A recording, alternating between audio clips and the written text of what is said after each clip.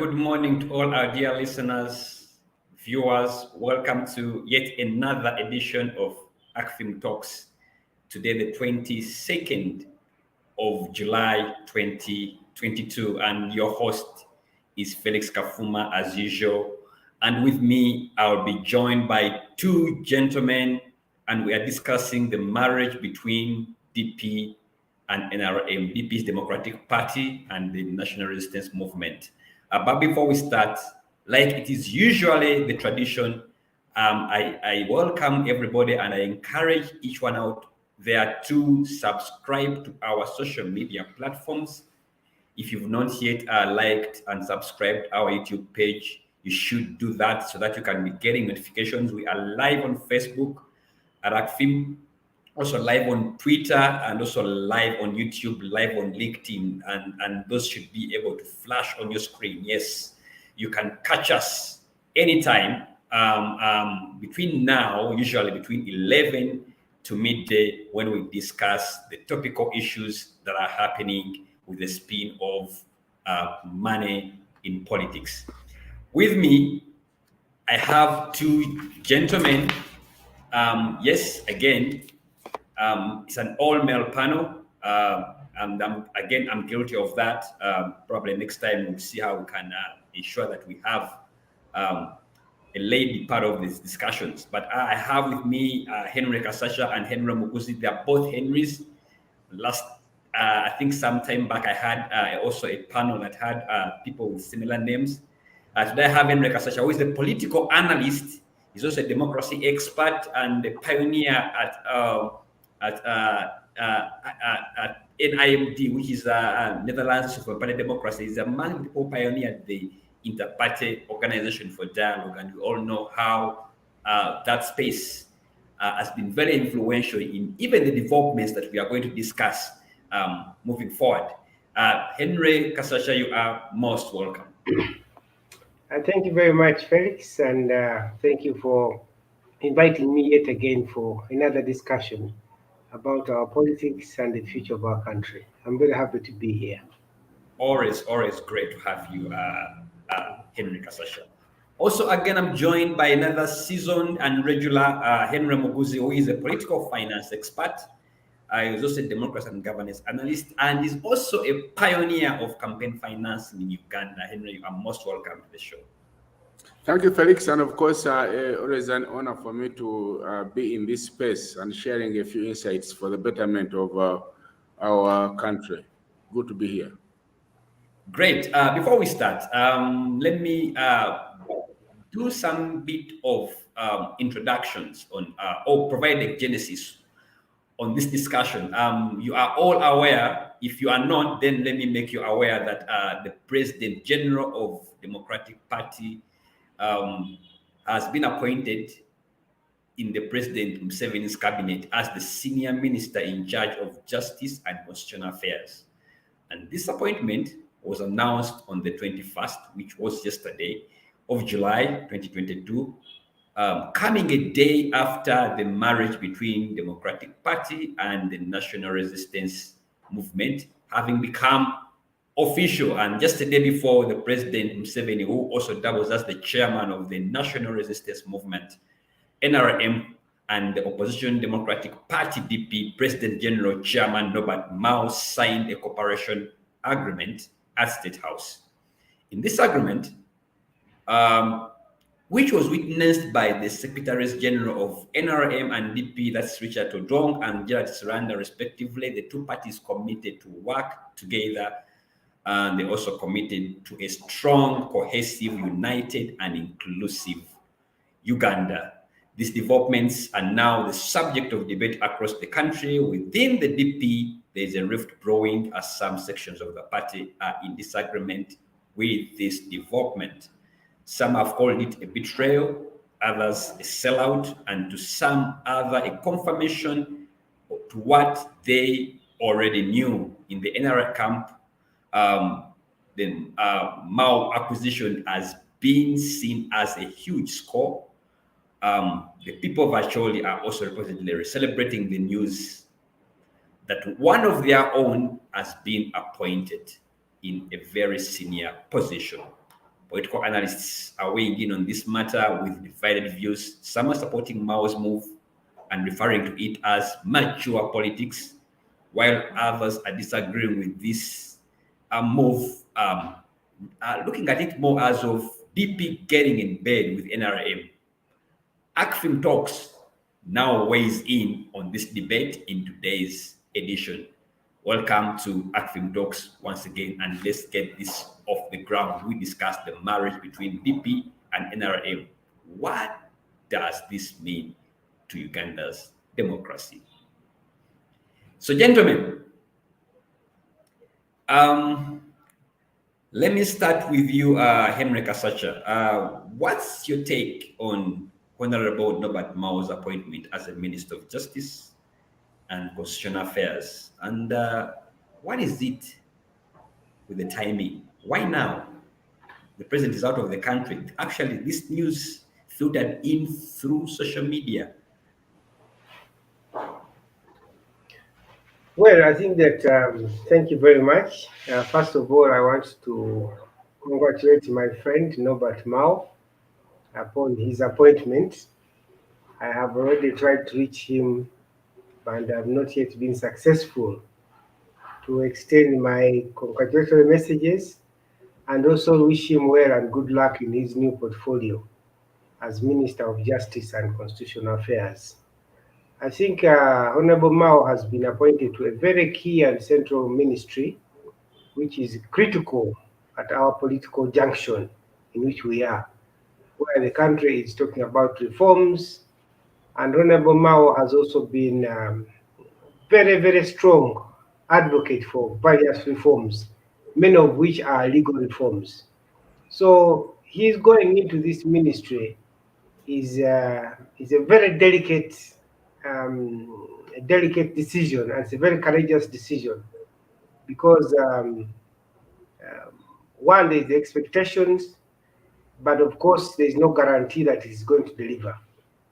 And he's going in and failing to deliver has serious political consequences for him and his political career.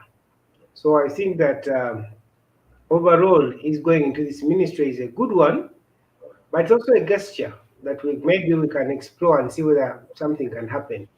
I don't think it has not necessarily been the lack of a Norbert Mao in the ministry that we have this backlog of reforms.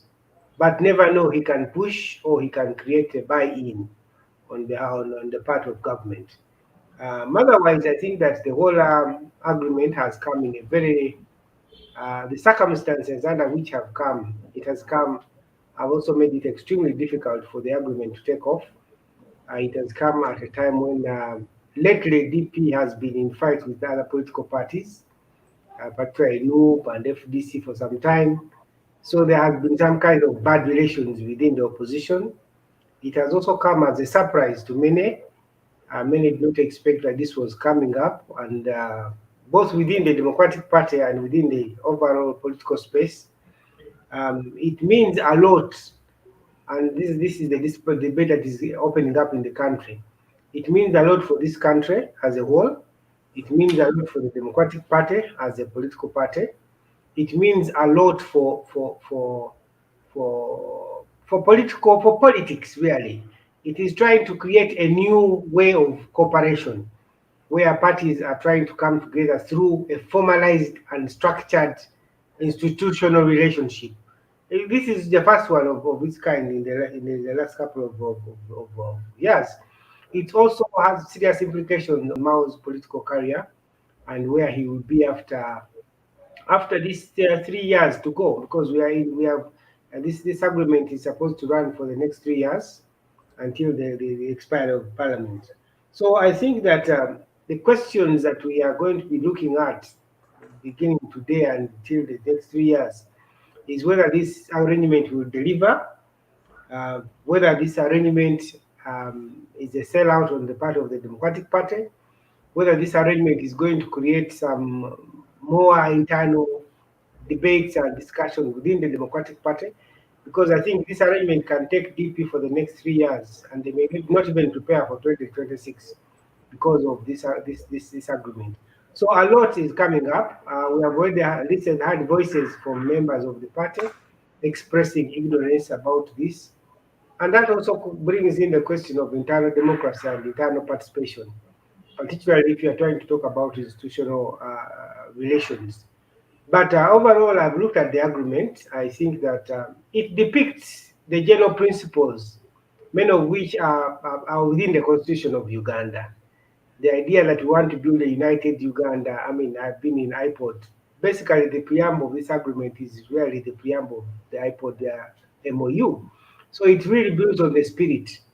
But the spirit is not enough in terms of the deliverables. The spirit is not enough. So there must be some concrete results that are expected to come up. So I think that overall, I would say that this agreement, unfortunately or fortunately, I don't know how to term it, is being received by various players differently. Some are using it to justify their other fights with Norbert Mao. Some are using it to say, we told you about Norbert Mao. Some are using it to say DP is now dead. So a lot is likely to open up, which unfortunately has not been taking place. The idea of cooperation and political parties working together in Uganda has been basically an electoral issue. After the elections, they close the books and they go away. They come back after 5 years to say we need to work together in a given form. So where we are now, even internally, this whole issue, this whole debate is even going to affect other frameworks like IPOD and how the parties are going to participate. So I would say that overall, I think it is a very hot issue. The fact that it has come from Norbert Mao and he has led this process and he did not give any indications that there were discussions going on, and he has been very critical about the idea of joining the NRM. But it could also be mature politics that at one point T, there is a perspective that going forward from where this country is, we must work together. Now, the formula of working together is the biggest question now. I think there is general consensus that we must work together to resolve the quagmire in which we are likely to be or we are in as a country. But on the formula and the problems, to agree on the problems is a very big challenge. So looking at all this agreement, I think there are so many other challenges that we are likely to see uh, running into implementing this agreement. So broadly, I would say those are the general issues that I see on the agreement. It faces serious challenges of implementation because when you look at the agreement, the DP has been offered 2 portfolios in cabinet, and it has also been put in black and white in the agreement that these cabinet ministers from DP will be attending meetings that are dealing with their portfolios. In other words, they have some limitations on cabinet access. They are not going to be fully part of cabinet. This agreement has also put a limitation on them that they must be bound by collective responsibility when it comes to their portfolios. On the other issues, they can speak as they want. But if it comes to constitutional reforms and constitutional amendments and national dialogue, Norbert Mao has no space to speak outside government positions. He has to have regular consultation with the president such that he can communicate an agreed position. So he cannot do activism like we have seen in Kenya, where people come from various political parties.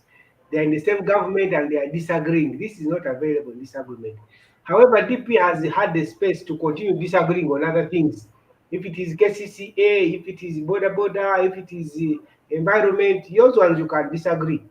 But on issues that concern the portfolios under which you are coming into government, you are going to be bound by collective responsibility of government. What does this mean? If government says it is not time for reforms now, do not expect Honorable Mao to be moving around to say we must start reforms. He can only do that behind closed doors with his regular consultation with the president and the other processes. This agreement is also a big test. I mean, we are focusing on Norbert Mao, but I think the biggest person who is coming to test is President Yoweri Museveni. That in this agreement, the idea of good faith has been put in black and white, and he must demonstrate the good faith. So there must be a lot of buy-in and ceding ground on part of what Norbert Mao is going to be pushing for. So if Norbert Mao and can make some substantive progress in the various reforms, it is President Museveni going to say yes. With the constructive engagement, we can make some progress. So the good faith issue is an issue that both Honorable Norbert Mao and President Museveni must ensure that they see through in everything they do to implement this agreement. But on the part of the president, I think he has begun implementing the agreement. He has appointed Norbert Mao as minister. DP still has to nominate the other portfolios. So now that is in their court. If DP does not nominate members of parliament to take up those positions, there is no problem, but it is in that docket. So I think it has wider implications, including the general transition processes. I think this agreement is really putting all the issues on the table, and how it's implemented has serious implications on our political transition. I think, Felix, I'll just end it at that, and we can go later on to the deeper. Thank you so much for getting us off in such a colorful manner. Let me bring in here Henry Mugozi. You had Henry Kasasha weighing in on the matter. What are the implications of this agreement to DP, to Mao as a person, to the country? Henry, your thoughts on the appointment, your thoughts on the timing, but also who stands to benefit from this cooperation agreement, and also who stands to lose? Thank you very much, Felix. And of course, my colleague, my namesake, quite an honor. Let me start by also congratulating my good friend, Norbert Mao, upon landing this important appointment as a cabinet minister. This is one portfolio that was a long time coming to him, I think.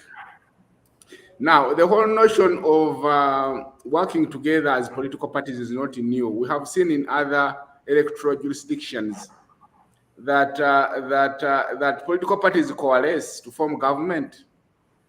Of course, our laws do not permit coalescing to form a government, but cooperation is in order, and therefore political parties do this all the time. But the most important thing is for me to place this, situate this in the context of Uganda.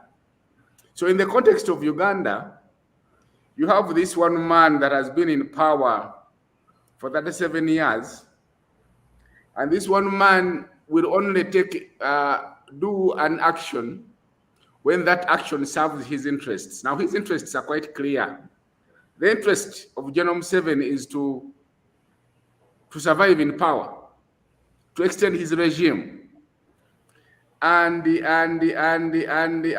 other thing we have learned from him is if you want to be a good friend of his or close to him, there is one word that you have, there are two words you have to delete from your vocabulary. Those two words are political power, because he dominates. So we can talk about anything else but not political power, which is why you saw Besigye falling out, which is why you saw Amama Mbabazi falling out. Because the moment it transpired publicly that Amama Mbabazi was nursing political interests, harboring political interests, he fell out. So it strikes me, therefore, that for Norbert Mao, for General Museveni to have accepted to pick on to this cooperation agreement and appointing Norbert Mao should have confessed that I have no ambitions in those two words, political power. Now here is the contradiction, because Norbert Mao heads a political party.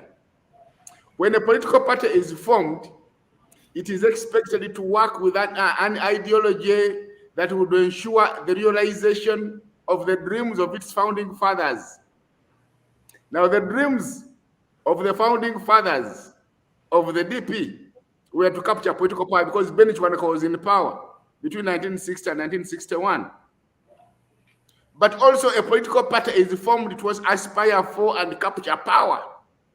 So how do you rate the two? That's where the contradiction comes in. So are you forfeiting the very reason why the Democratic Party was formed? And then you are saying, okay, we are losing every interest in power. Let's look at other things. That is one side. The other side is that Uganda is in a tricky situation because, as you know, we are now 60 years old as a nation. We have never witnessed a peaceful transfer of power from one president to the next. The man we have is aging. The question is, how do we transit? Do we demonstrate that we have learned nothing, something, or are we going to go back to the bad days, to the turmoil we went through when we were changing power? So he comes in at a time when there are those challenges. Now, there is the notion of the character of the president.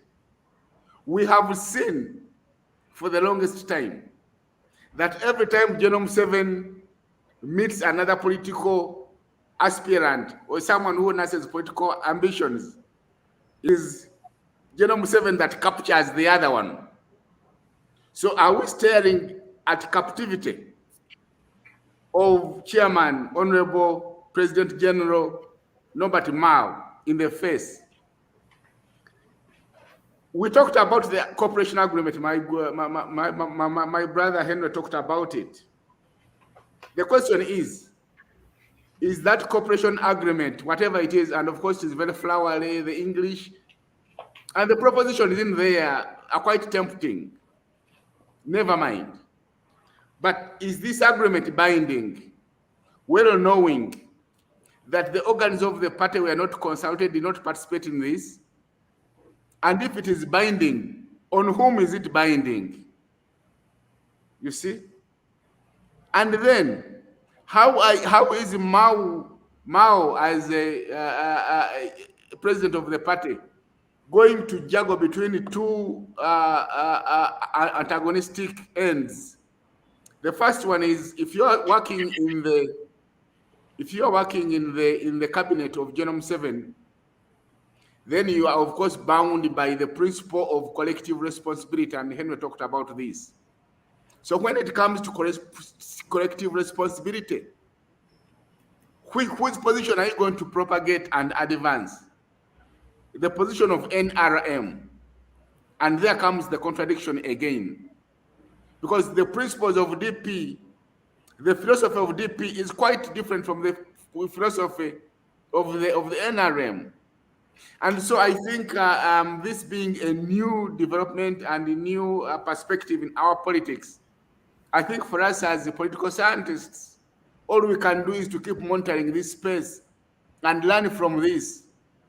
If there are any mistakes committed, we learn from them to forge a better way forward as a country.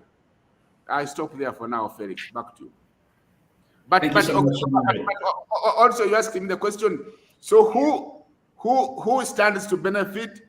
Who stands to lose? Yes. Now, of course, you can see that the cooperation agreement comes with benefits. One of the benefits is appointment to the Jewish Ministry of Justice and Constitutional Affairs. That's one of the strongest ministries in the country. But of course, also the other members of the party might land Jewish appointments. So in terms of jobs, they have benefited. But I think the losers here is the party and party members, because I don't think they subscribe to this view.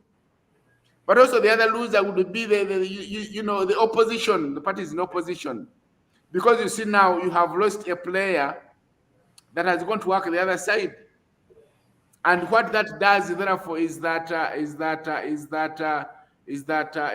you don't know who to trust and who not to trust. But also aware that Ugandans have for a long time been anxious and longing for a united opposition candidate. This does not seem to be pulling the opposition any closer, rather than pulling them apart, because it is only breeding a suspicion, mutual suspicion. Okay, because so I think the loser, democracy is losing, and I think the benefits are going to be personal to Holder. Thank you. Thank you so much, Henry. Oguzi. Of course, questions around um, who loses, who is the winner in all this new arrangement will continue to be discussed. But there's something you touched that I think should push us to the next question, which I'm going to throw to Henry Kasacha. When you asked, is the contract binding? And it is clear that this decision was made unilaterally by Chairman Mao, given the feedback that is coming through discussion that have ensued from other party members. They don't seem to indicate that there was a consultative process within the party structures for Mao to sign a cooperation agreement. And it's just him and a few of his confidants within the party. And the bigger question is, what is the implication of this kind of contract, of this kind of binding, whether it's binding or not, but this kind of arrangement to the party organs of the NEC, SEC, that must have a say on it? Yes. Well, you see, Felix, we are in politics. And politics, this is a political agreement. And when you talk about binding, you are looking at an option of enforcing it in courts of law. So in this agreement, it is not the intention of the parties that should something fail to work, one of them can go to the High Court and compel the other. But when they realize like it's no longer working, they can say we call it off and we let everybody go their way.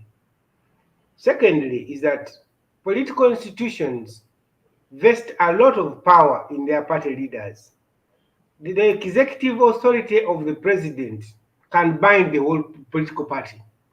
Right now, nobody can say DP is not in agreement. Whether the organs were consulted or not, the president of the party has powers to commit a political party within a given framework.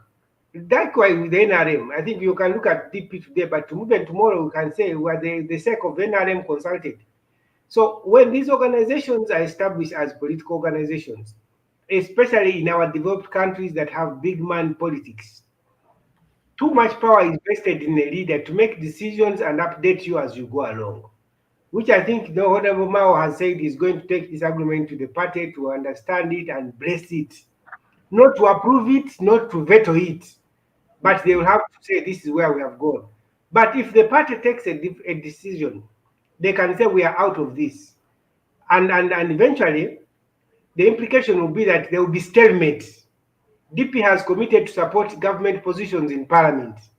So if DP MPs in parliament are not supporting government positions, the NRM can reach the Honorable Mao and say, but what is happening? We agreed. Look at the behavior of your political players. Then that's going to be another process. So eventually, those are challenges that will make the agreement fail to work. But so the issue of binding or not binding does not arise in this situation. It is a gentleman's understanding. It's a political agreement. They have agreed to reach political objectives through their own lenses. So they can always shift the posts. Tomorrow they can amend the clause and say we need another portfolio. The other day they can amend the portfolio and say no, we should be allowed to attend all cabinet discussions. If you look at the agreement, they have restricted on what documents will be shared by the DP in terms of consultations. So this agreement, unlike other processes, I think this is very critical as we're trying to look at it, it is trying to make an institutional arrangement. It has provided for a consultative framework. The NRM has committed itself in this agreement to accommodate DP policy positions. So the assumption is that DP has a functioning political party that generates policy positions, that before the NRM consults on anything or it brings anything on the floor, there will be a backdoor consultation with the DP leadership. And this is going to, and this is the bigger part that is not seen on the paper of this agreement.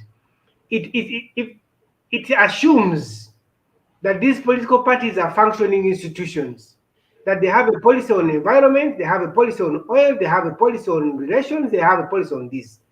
Much as the NRM is in government and is going to lead government business, the NRM has committed that we shall have a backdoor consultation with DP members on various issues to accommodate your concerns. So if, for example, the NRM is going to bring a policy on the oil, let me use oil, and the president is pushing, or even this coffee agreement of coffee and all these the investors who are coming in where we are having trouble, the NRM will commission a special consultation to say, DP, our partners, what is your opinion on this? So DP and NRM have gone into a marriage-like situation where a husband wants to drive through Kampala Road and doesn't know where the wife is going. So you ask the wife, should I use Makerere Road and I drop you in Wandegea? Oh, no, please use public service and drop me here. So it's not going to be like a taxi you are boarding and the driver is just driving. You say via Mao, you are taking a different route. So this is what is embedded in this agreement, that the NRM will be consulting DP at a regular basis. It even gives 3 months for the party presidents and regular policy consultations. So this agreement puts a lot of burden on the Democratic Party to create a semblance of consultation. So each time there's something going on, DP has to have a position, and they have to influence backdoor, such that in Parliament they do not have a clash. So NRM is likely to make some concessions behind the scenes after having listened to NRM, to DP. This is the assumption. And this is what we should be looking out for in this agreement. So in terms of the institutional breakdown, and I think what Honorable Mao has done, I think I personally commend him for this effort, because these coalitions are there in Europe. In Kenya, they have a coalition, but the way things work there, they meet in the press, they meet on the streets at various public engagements, and they disagree. In Europe, they agree on how to disagree. They say, no, on this issue, we are not going to support you. On this issue, consult us. If you don't consult us, don't proceed. So even the ADP in this case would not allow the NRM to proceed in the face of this agreement if they have not consulted them. Now, if that is the position, there is a stampede in the Democratic Party. So chances that the internal consultations in the DP to come up to live into this agreement are not going to happen.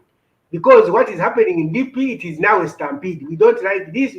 They don't like anything to do with going back to the NRM. So I think that is the challenge that we are really facing in here. So the policy influence is likely to happen if these institutions work as institutions, but secondly, if the leaders believe in the buy-in of this process. DP, I don't want to say that DP is gone. The ancestors and the founders are going to remain where they are. I think that the ancestors and the founders of the Democratic Party had an interest in truth and justice.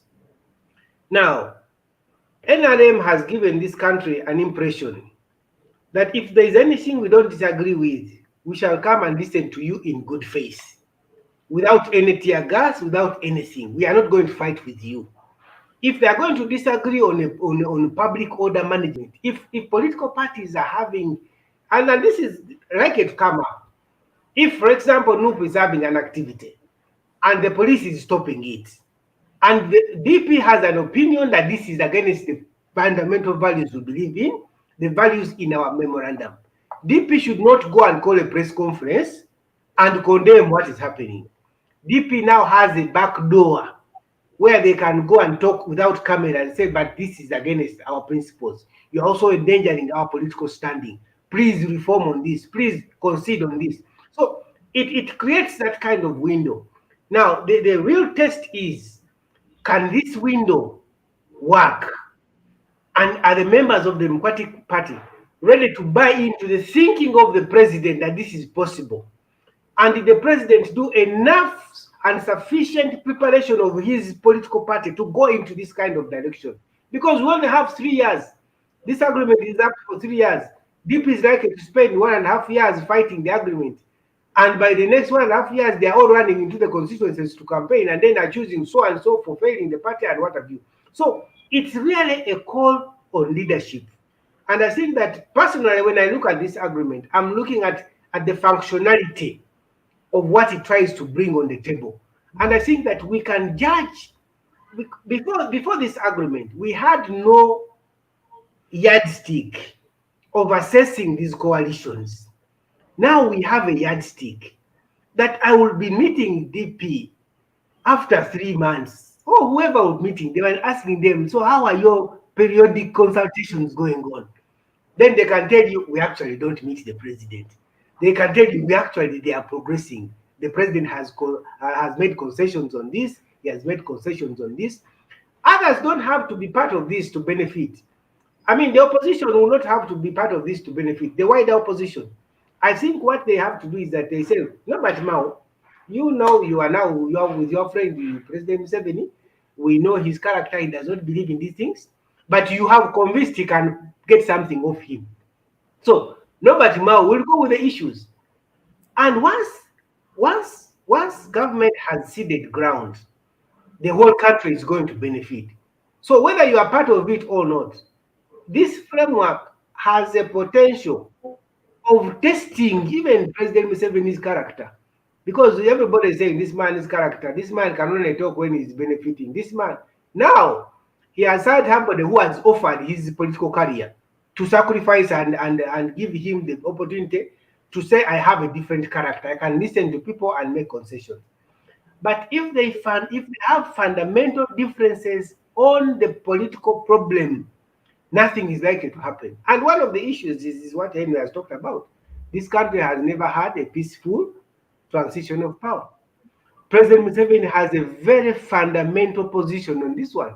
He said it in iPod a couple of years ago. He said, no, when we made the constitution, that was solved. Nothing is going to happen in here. So he does not see the other issues they are seeing about a peaceful transfer of power. And it is through this agreement that they have to show him that the way things are happening, what is in the constitution cannot work in the spirit of the constitution. And it is through him and through Norbert Mao that the president can cede ground and open up and listen on the restrictions that are coming up. So it's really a big test. But it is also an opportunity. It's also an opportunity for President Museveni to whisper into Norbert Mao's ears his fundamental disagreements on various issues. And Mao can use his good offices to meet the other political players. Because building our democracy is going to be a collective effort. If the NRM believes that, and I told you I've been in iPod, at one point, the NRM would say, go and tell iPod to talk to the opposition to behave like this. So you have to have the back door. So now, Honorable Norbert Mao has offered himself that if there are concessions the NRM wants, which they cannot speak on the floor of Parliament, they can go through Mao quietly and say, but you see, these people are doing this. It's also angering us. Then they look for some kind of balance. So overall, Uganda stands to win and Uganda stands to lose. How is Uganda losing? Is that a framework that is being yearned for may not work, and this may frustrate all the hopes of Ugandans that these so-called agreements are useless. Let everybody feel for themselves. I think I'll put it at that, Felix. All right, thank you so much. The bigger question, though, whether this works and in whose interest. Let's go for a break, and when we come back, we'll continue with the discussions shortly.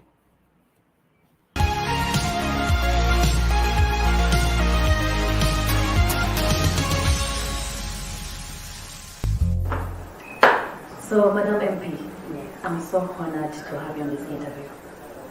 So, for starters, how does it feel like being an MP? I want you to take me through your scope of work in this office. So you really want me to take you through my day, how I spend my day? Sure. Let me start with office. Actually, I think this is something better. Why don't I hand over my office to you for something like 2 or 3 days? That will be perfect. It will be perfect. So when will you be free? We can do it now. Now? I'm going to hand over my office to you for 24 hours. Okay. Right. This is a list of the calls I'm expecting today. These are the phones. You make sure you note down everything. Okay. Have a good day. Have a good day too.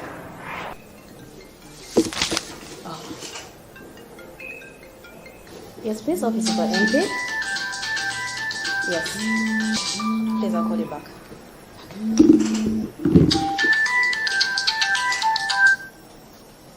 Hello, Officer of the MP. How may I help you? Yes. Which place is that? Oh my God. How much? 40.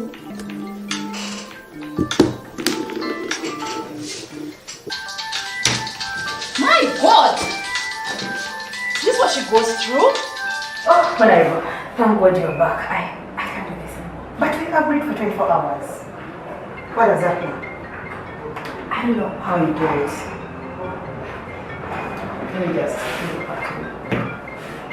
Have you got enough for your story? Enough. I got more than what I bargained for.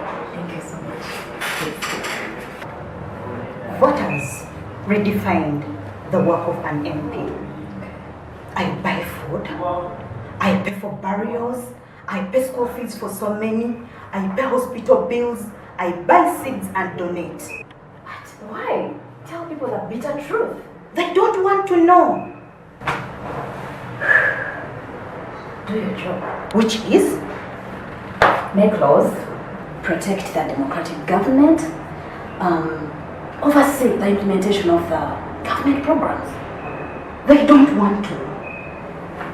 When will you ever put service before politics? Tell voters I'm a politician, not a Rotarian. They should stop that begging culture of theirs. Stop imposing such overwhelming demands on your MP.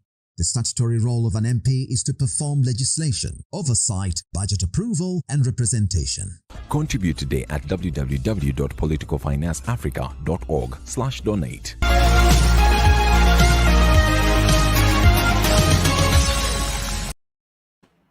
You are still watching Acfim Talks, and welcome back from the break. I still have with me Henry Kasasha and also Henry Muguzi. We are looking at the marriage between PP, Democratic Party, and NRA, the National Resistance Movement, and what is this implication democracy. But before we went for a break, Henry Kasasha was trying to, in the broader sense, paint the picture of the winners, the losers, and what this means in broader sense, and how it's going to test our politics. I think it's the first time we're having such an arrangement, a formal arrangement, I think in the last 10 or 15 years, where one political party agrees to work with the other in a cooperation arrangement. Let me come to you, Henry Muguzi. Concerning that, analysts have argued that the decision taken by General Museveni, and I think you'll also agree with me, for those who have followed General Museveni, doesn't necessarily move his chips unless there's something he has perfectly calculated he is benefiting from. Some have argued, and probably some think probably is politically or there is something in him, like an opportunity he's trying to seize. What is your reading of the situation, especially at this point in time? Yeah, of course. Before I say my reading, let me mention a few things that came to my mind as my namesake was sharing. The first one is if one of the expectations of this cooperation is that the MP, the legislators, the DP legislators in the parliament will have to support the positions of the party in power with whom they've entered the cooperation agreement, then I think you're going to have to need some legal interpretation, because the voters, the electors elected these fellows to go and represent the party, not the position of the party in power. So what does that mean? Is that a crossover? So I think that will need to be interpreted. Now, we understand the DP as being a center-right party. NRM is center-left. DP stands for truth and justice. For you to stand for truth and justice, you must have strong respect for the rule of law. Those aspects don't seem to sit in well with the NRM, we know. How are they going to reconcile?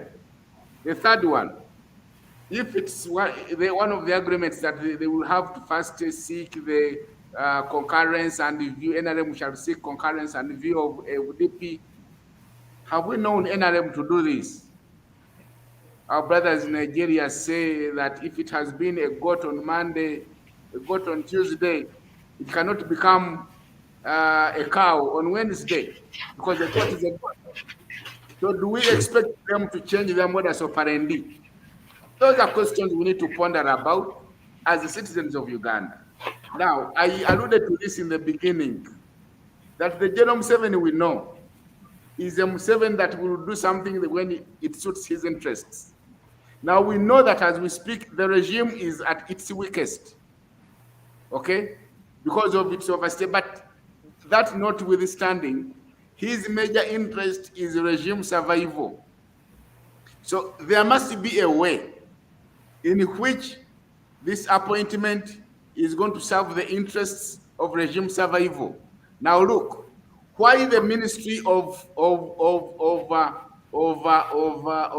Justice and Constitutional Affairs at a time, you asked earlier, what about the timing?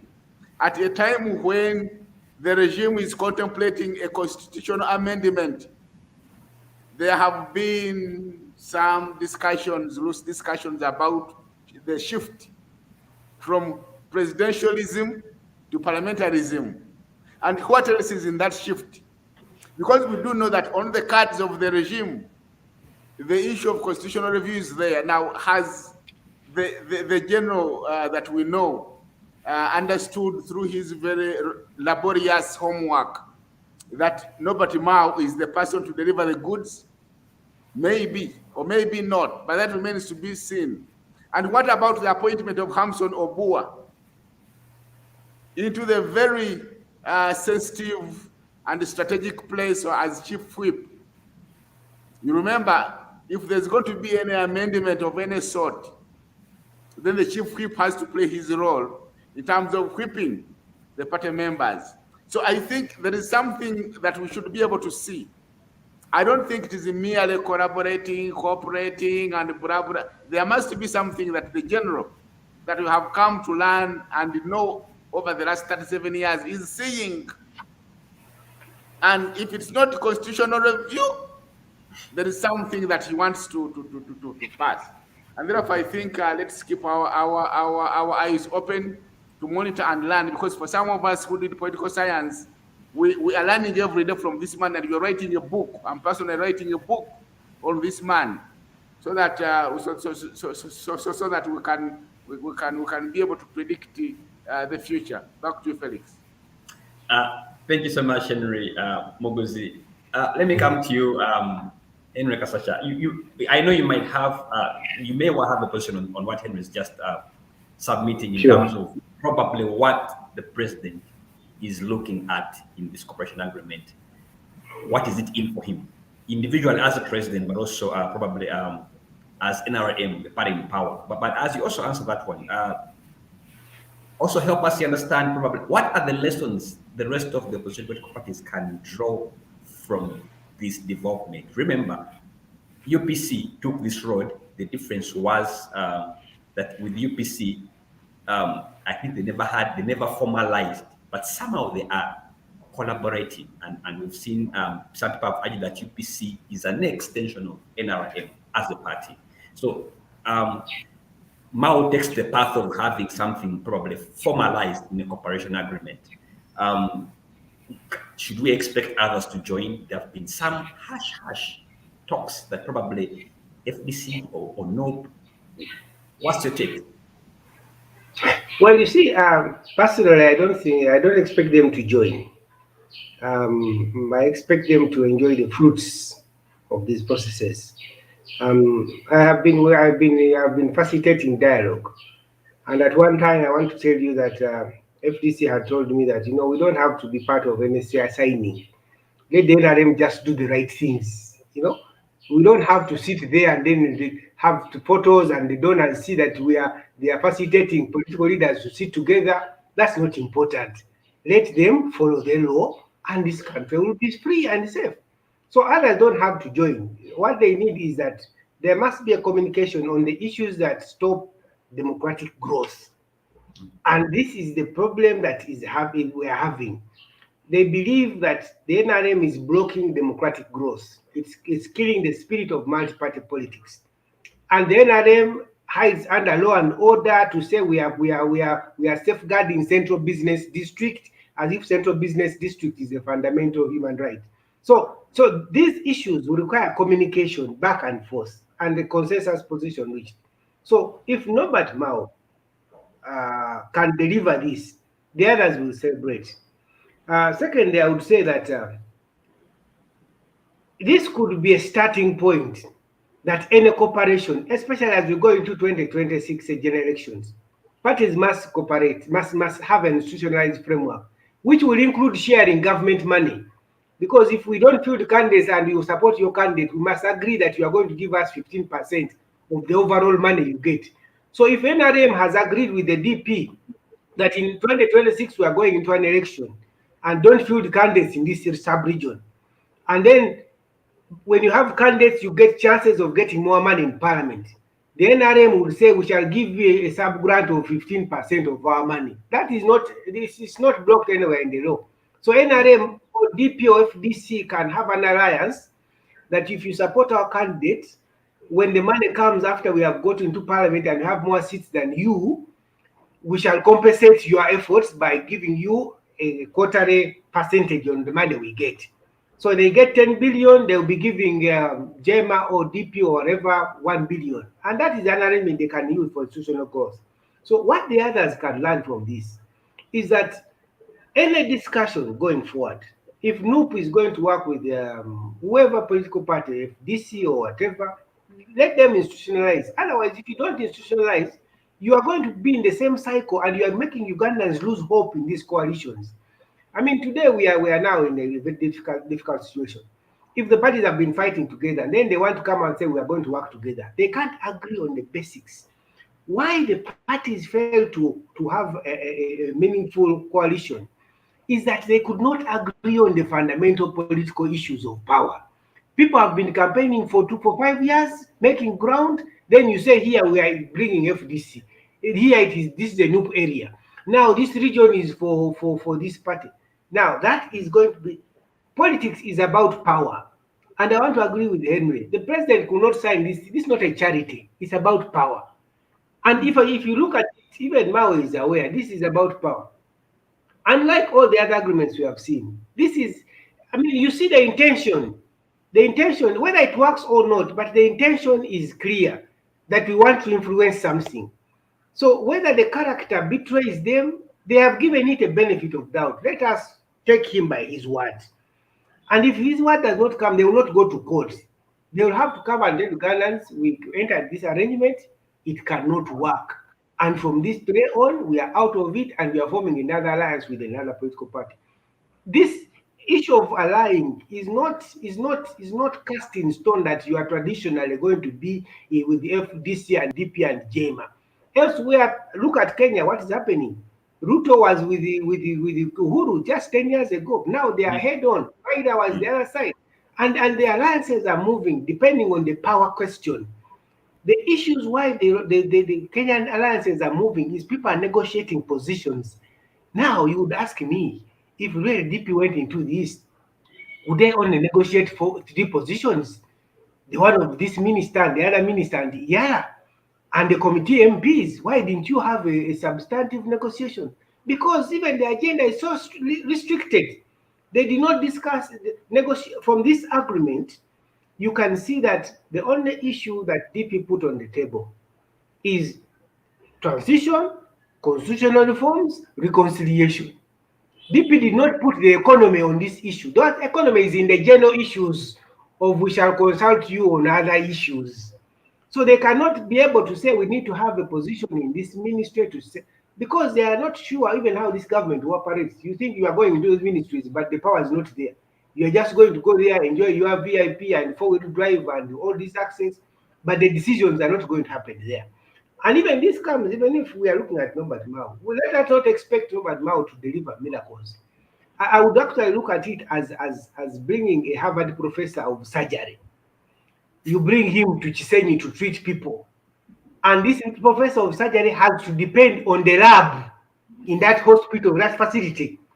When he says, please check urine, please check this, check CBC, check typhoid, check TB, and what have you, This professor cannot do anything unless the man of the lab has brought the results. Best results, yeah. Now, in the lab, there is no microscope.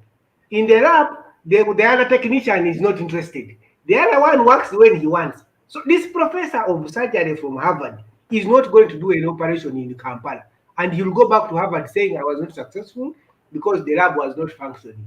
So even Honorable Mao coming into as Minister of Justice and Constitutional Affairs, he is going to depend on the hurdles that have been put in this agreement. If cabinet takes a position, it is not time to begin this, he has to be banned. So that is the lab now. The doctor can't prescribe medicine because he has not seen the lab results. So this is likely to happen. Now, on the other issues, of course, character of Museveni, and this has been on the table for a very long time. We found it here, some of us, and we have seen it. And we are now saying this is an opportunity. If Norbert Mao can go in, and he has to tell the president that this is how people see you. They do not see if you can be carried on your word. And please demonstrate you can. If that is not important to the president, he will just ignore and say, let them say what they want. But the important thing is to fix Uganda. Let people say what they want. After all, they can talk, and when they are tired, they go, they drink, and they go and sleep, and we have to unite Africa. So it is this opportunity, again, that is putting the character of the president on the screen and the platform. The issue of whether he's doing it purposely for power is not a question. This is not just for showing off. They are trying to see on how to balance power.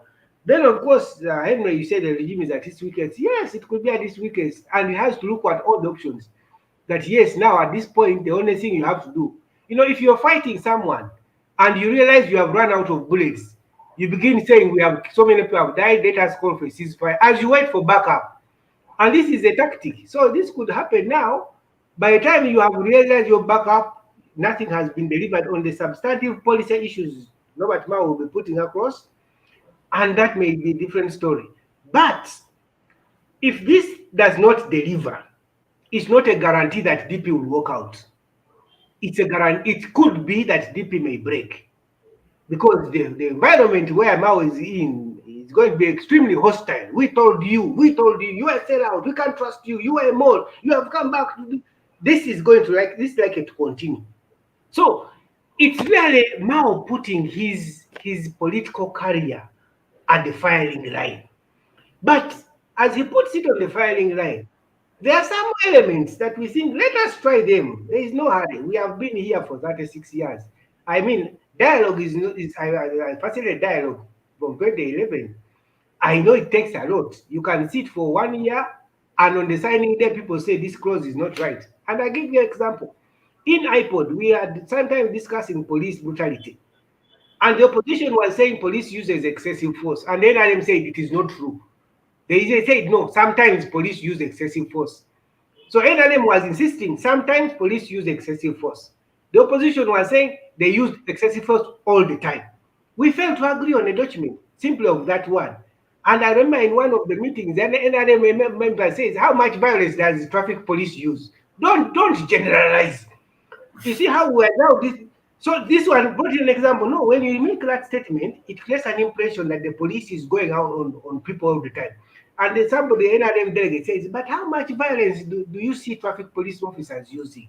They talk to you nicely, they arrest you. There are some cases that happen. So the opposition could not agree that there are some cases. They say, no, you are trying to undermine the magnitude of the problem. And we could not agree on any issue. So I think that, yes, they are going in for power. But there is a lot at stake at the moment. A lot at stake for the party, a lot at stake for Honorable Norbert Mao. And he has to stand forward and explain this to him, because the challenge Honorable Norbert Mao has at the moment is that it appears he went into this agreement without a minimum level of consensus internally. I don't know, because at all levels, people are up in arms, and either they're not being honest, they knew he was doing something, and they're also trying to test the waters. How do you associate with this thing at the moment? You first distance yourself. When it cools, then you can say Mao has now come. Yes, so there is a lot of dishonesty also on that going on. But I think from taking it on the face value of it, I think there was minimum consultation on the part of the Democratic Party, and this is going to undermine their commitments in this agreement. Okay. Yeah. All right. Thank you so much. Our time is really fast spent. I think I have one question to Henry Muguzi before I wrap it up. So I'll borrow an extra 5 minutes for that matter. Henry, I know you've observed the politics in the region, and when you clearly look at it across the East African region, for example, opposition, as we know it, is not necessarily the real definition of opposition political parties. It's more or less just in the name. We've seen the handshake between Raila and Uhuru. We've seen the handshake now between Mao and Museveni. When you move across Tanzania, you do not see real opposition in terms of multi-party dispensation. Kenya in Rwanda, I think that's another case altogether. So is Burundi. Why is the region short of opposition political parties that are functional and can provide alternatives and can engage? Thank you very much. And I think it stems from the types of democratic dispensations that we are practicing. And I think there's a slide that the producer should put up on these systems, because they tell us that there are 4. There is a single party system, dual party system, multi-party system, and the dominant party system. In most of our countries, in Uganda, in Rwanda, in Tanzania, we are experiencing what you call dominant party system. The party in power is having a field day. Now, when it comes to handshakes, you know that that all through the second regime of Uhuru Kenyatta in Kenya, immediately after that golden handshake, and mark you, when Raila was going to that for that handshake, he did not inform ODM. He didn't. When I interacted with one of them, they tell us that he only told us when he returned that there's been a handshake. So, but from that point, that handshake, then opposition became Raila almost became the de facto vice president, deputy president. So the handshake weakened everything. And therefore, today in Kenya, you don't have potential opposition because the opposition has aligned with the party in power, the Jubilee coalition, and because they want the party in power to bless them. So that has weakened the opposition. Now, back in Uganda, we don't know the handshake that happened between Mao and Museveni that has yielded this appointment. But there must have been a handshake. And of course, when you look in Rwanda, you are looking for opposition, you can't find. You go to Tanzania, you can't find opposition. South Sudan is yet to test an election. In Burundi, you cannot find an opposition. So I think the opposition in these countries has to put the act together, okay? Because even when they have united like it is in Kenya, still the opposition is not playing the role of opposition, and this is not good for multi-party democracy in this region. And therefore, we are seeing more and more a tendency towards dominant political party systems as opposed to multi-party political systems as it were. Thank you, Felix. Thank you so much. And that wraps up today's edition of Acfim Talks. We were discussing the marriage between DP and NRM, the implications on Uganda's democracy. And with me, I had Henry Kasasha, who is a political analyst, democracy expert, and just a pioneer of the Inter-Party Organization for Dialogue at NIM. The NIMD is Netherlands Institute of Democracy. I also had with me Henry Muguzi, who is the political finance expert, democracy and governance analyst, and also a pioneer of campaign finance in Uganda. They were weighing in on the matter. And with me, I bring this to a close. I remain Felix Kafuma. Until next time, same time, bye-bye, take care, God bless.